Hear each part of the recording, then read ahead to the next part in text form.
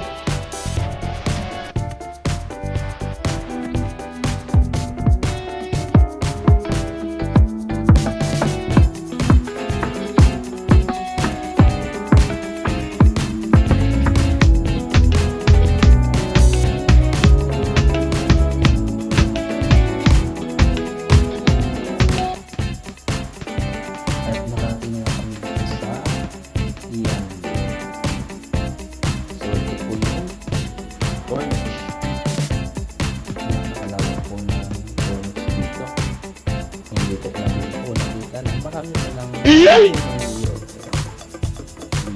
Naroon na kami sa puno ng yun. Mayroon pala yan dito sa Yambo.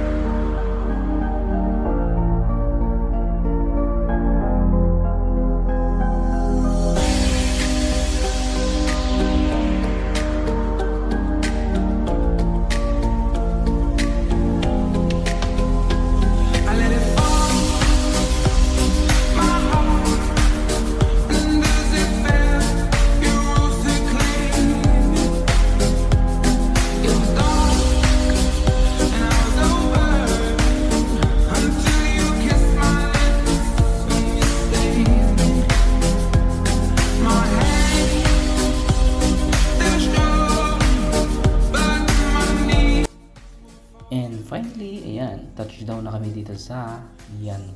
So, ito rin napili naming spots na kung saan ay napakaganda. Pwedeng mag-jogging, walking, or swimming. Yan, so hindi ko lang pinalagpas ang pagkakataon na makapag video. Yan, video. Pang reels din yan, okay? So, habang iniikot ko kayo sa corniche na to ng Yambo ay mag-sound trip muna tayo. Kaya, music maestro.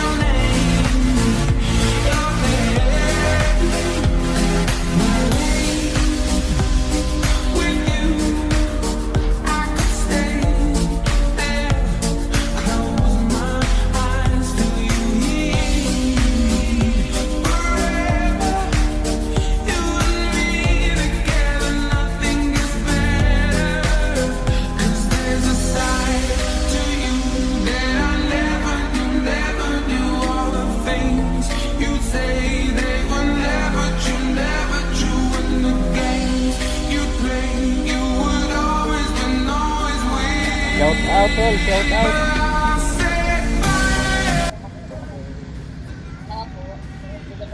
Pang YouTube.